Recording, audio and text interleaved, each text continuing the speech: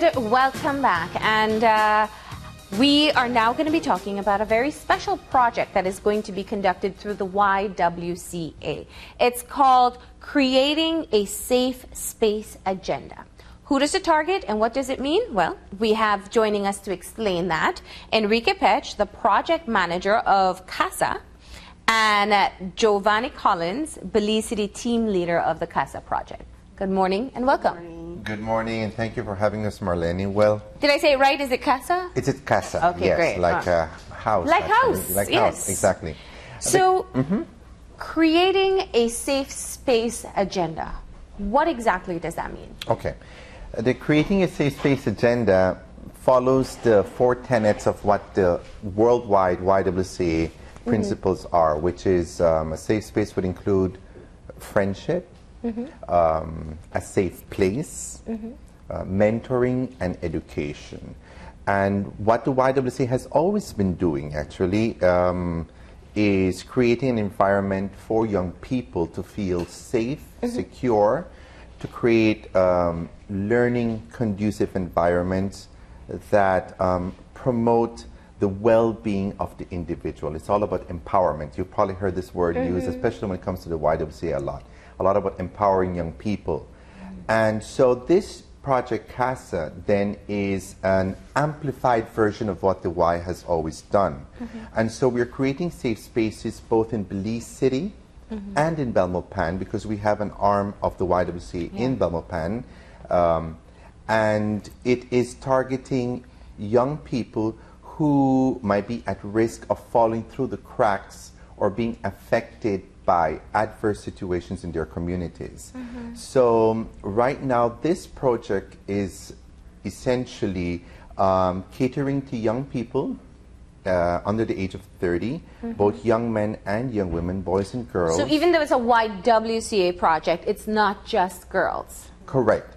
In the most recent past, the YWCA now has been including young men and boys in its programs, you know, so it's reached out, it's gone beyond just targeting young women and women and girls to including young men and boys as well in its programs. Now, when you talk about creating a safe space, are we talking about a physical location as well? Absolutely, absolutely. A physical, that is a key component of the safe space, because as you know, in young people need places where they can actually go and feel secure. So it's actually a tangible, safe location where they can feel, you know, relaxed, knowing that, you know, they're rather as protected as you can be in any environment. You know? Is it a safe space within the existing YWCA buildings?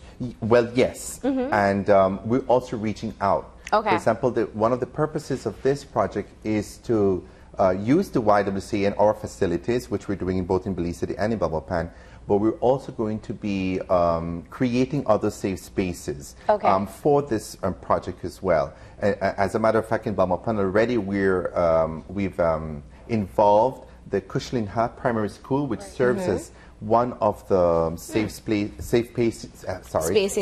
spaces. And we're working closely with them, and we're also working with an organization, Belmopan Active Youth, as well, and their premises as a part of the project as well. So we're working in collaboration with these places as well. So let's talk about Belize City plans, Giovanni. Yes. So what happens in Belize City? We have 2 components. We have our primary school level and the high school level. So what has happened, we have sent out application forms to all major primary schools and high schools in Belize City who wanted to take part in our venture.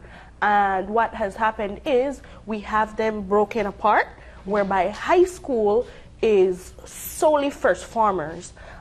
We targeted that group because they're coming to high school, they don't know what to expect, and we want to mentor them through that critical time in their lives.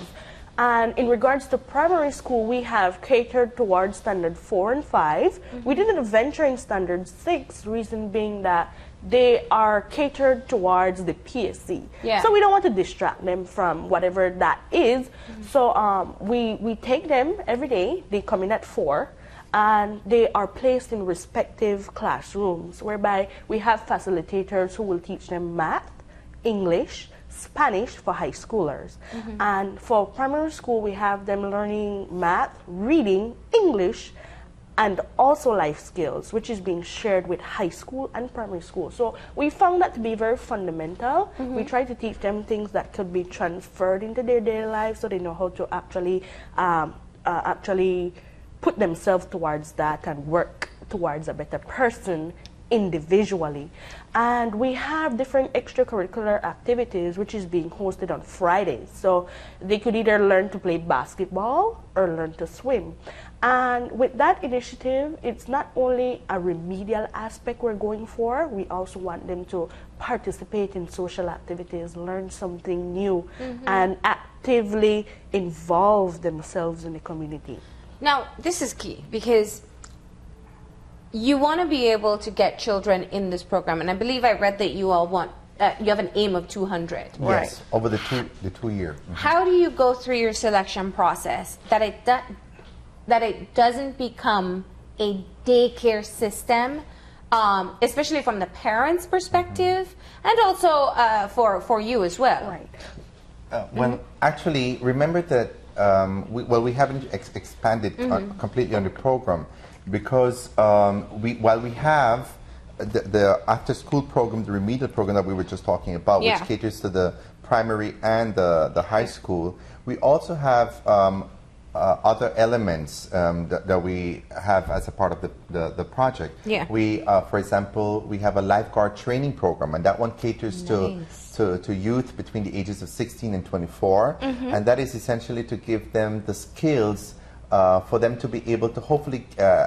get some gainful employment afterwards from it, as at resorts and different, for example, some of the banks sometimes have their day trips and so forth, and they can hire, we will have a database of qualified, trained lifeguards who will then be able to serve. Yeah. You know, they generate some income and they serve the community with their lifeguard skills. So that's happening on Saturdays. Right. And we also have a basketball and sportsmanship component. So we're also training young men between the ages of 16 and 24 as well in what it is to be a good sportsman, and also to give them the technical expertise in the area of basketball. One, so that they can hopefully become semi-pros as well, generate income through that process, or also be able to serve maybe as assistant coaches, and develop a program at a primary school, at a high school,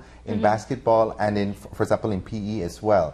So, and we have a learn to swim component as well, and that one is targeting young people between the ages of 12 and 16 who need to learn how to swim. That is basic, so they will learn basic safety and the rules of being able to safely maneuver yourselves in water and so forth. So. And increasing these skill sets obviously increase the possibilities for employment later on in their lives. Absolutely, absolutely. But in terms, I want to go back to the issue of the selection of the children, because, you know, a lot of parents are looking for different things to get their children involved in. With many with the best intentions, and some just because you don't want them, because they have and nothing for them to do at home, right? So what is your selection process to ensure that the children that you're working with are those who are most in need of these additional supplemental skills? And that was, Marlene, I was leading into that, because what we're doing is the selection process here. We have one main criteria, and for Belize City, it had to be at-risk youth from the south side. That's our target demographics. And by at risk, we don't want to stigmatize anyone. We simply mean, for example, they're in communities where resources are lacking. For example, you don't get sporting facilities available. So you're at risk of being deprived of you know, being your greatest self. Yeah. They're being fully developed. So, or they might be coming from neighborhoods where, for example, there is a prevalence of crime and violence. So you're at risk of being affected by it as well. And that's where the concept of a safe space That's is absolutely important. right. Exactly. So, so our criteria, that was definitely one. For example, Okay. in Belmopan, we're working with probably some of the marginalized youth, and we're targeting essentially the immigrant The community, fringe the migrant communities. community, exactly, the fringe communities in Belmopan, because we are working with some of the urban areas, but primarily, for example, the San Martin, the Mayomopan areas, where we are targeting young people, young adults who might need, for example, Spanish. They can come to the Belmopan Y and sign up as a part of the Cassa, and they can get to learn Spanish or English as a second language. You know, we have a high demand for that, especially among the migrant workers and young people. So that is definitely how we went about selecting who could participate. Okay. Now, I love that you have the remedial aspect, because obviously it can be very helpful to any student. But you've also incorporated some very innovative skills or trainings as well.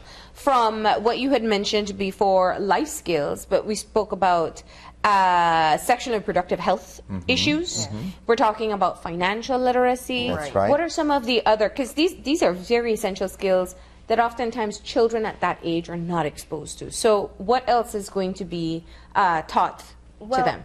We're dealing with kids, and a lot of stuff are very sensitive to them. You may think as an adult it's not, but to a child it means an enormous amount of things. So what we want to do with them is to try and take every lesson that they are being taught on a daily basis and transferring it into life, as what I would say.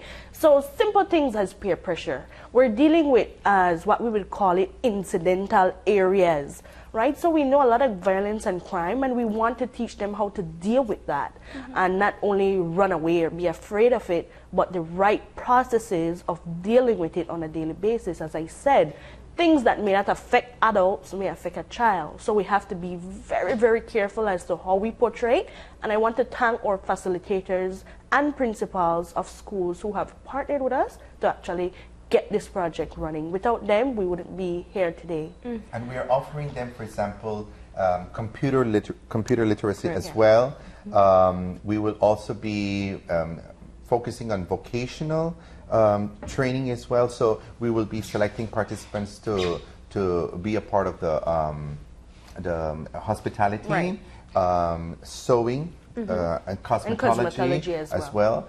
And for example, in the summer, another part of the program will then will come on board, which is the environmental education and the arts and craft component, for example, here in Belize City. So it's really a very, very comprehensive program that we have going on. So they'll have as well. access to many different areas. Absolutely. So are you working in partnership with other organizations? Oh, absolutely. We're working, as I mentioned earlier, with Belmopan Active Youth, for example. We work closely with the Department of Youth Services, the Ministry of Human Development. We're working with BTEC at Beltrade, and we are in partnership as well with Restore Belize, the CCRD, and the Community Rehabilitation Department as well. So we're working with many other agencies as well, you know. So so it's not that you're going to be duplicating the efforts that are taking place. You'll use them as resources. And Marlene, on that note, I'm glad you mentioned that, because we hear the word duplication. We have to be careful, because you can never have too many social programs out there. You know, of course, you would want to partner and for efficiency and for continuity purposes. But the more social programs that are out there helping, you know, that are making a difference. Yeah, but they have to have some kind of differentiation taking place. Otherwise, then you're not maximizing the resources. And exactly, the efficiency I mentioned earlier. So absolutely, that's why we partner and try to see how we can consolidate some of our efforts so that we can get, as you said, the maximum output, you know. So, and of course, this is, I have to highlight, Marlene, I haven't had a chance to do so, that this is being funded through the U.S. Embassy Central America Regional Security Initiative program. And so we are very grateful to the U.S. Embassy for taking on this project, because it is a much needed one. And so we're thankful that they have been able to finance this, because, as you know, gaining, accessing funding for different projects that are very needed is difficult, and over the years it becomes less and less, you know, the sources for these funding opportunities. So we're definitely grateful to the U.S. Embassy for this. Is there a, how long will the program be running for? It's a two-year project. And and it will be the same students for the 2 years? No, we'll have two different cohorts. We have cohort 1 right now, and then in October of this year, then we take on our second cohort. Okay. So we're aiming for a total of 200 participants in Belmopan and Belize City over the 2-year span. And so you'll be definitely seeing and hearing a lot about the Cassa as it unfolds, you know. So we're still in its inception phase, but as the different programs come on board and the different activities, will probably be, you'll see us here again. I hope you'll have us. Yeah, we'll be happy to have some of the students to hear their experience. As a matter of fact, Giovanni, why don't you tell them about what's happening this weekend, and Cassa will be involved as well. Sure. Well, we're from the Y, as everybody would know already, and it's Y Week. Yes, it's YWCA's week.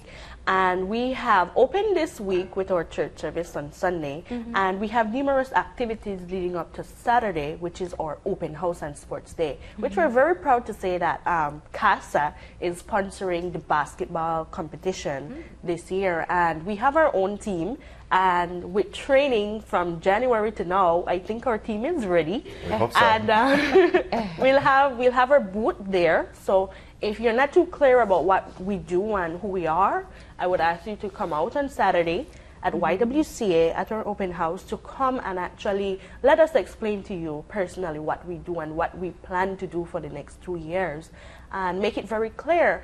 And if you feel the need that you want to put your child in this program, come and speak to us. I think a lot of people will come to look for you for that. Right, and because it's a great opportunity to really be able to have your child not only reinforce what they're learning in school, keep them in a safe space. That's right.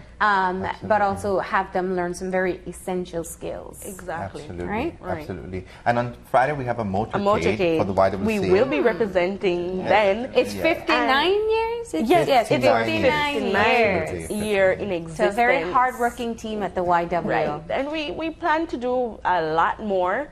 On that day, we'll have food entertainment. So it's a family-oriented So the motorcade is on Friday, and then the open day is on Saturday. At the YWCA compound in Belize City. On St. Thomas Street. All right.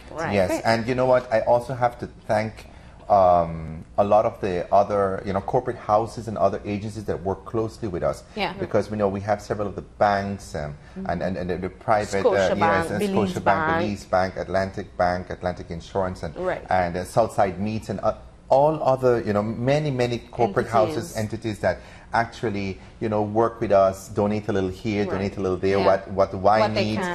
Brothers Sabbath works closely with us as well, and wherever they can, they assist. And we're truly grateful to these business houses for being so noble and charitable, because otherwise the YWCA would not be able to do as much as it does. Yeah. Well, I want to thank you all for joining us to let us know what's happening with Cassa, and for the special invitation to the open house taking place this weekend at the YWCA. Thank you, Marlene. Thank you so much for having us, and we hope to see everyone on Saturday at our open house. We plan to come back again and really tell you what's going on again with Cassa. All right. Well, thank you. We're going to go ahead and take a final break, and when we come back, we'll have our wrap-up, so stay tuned.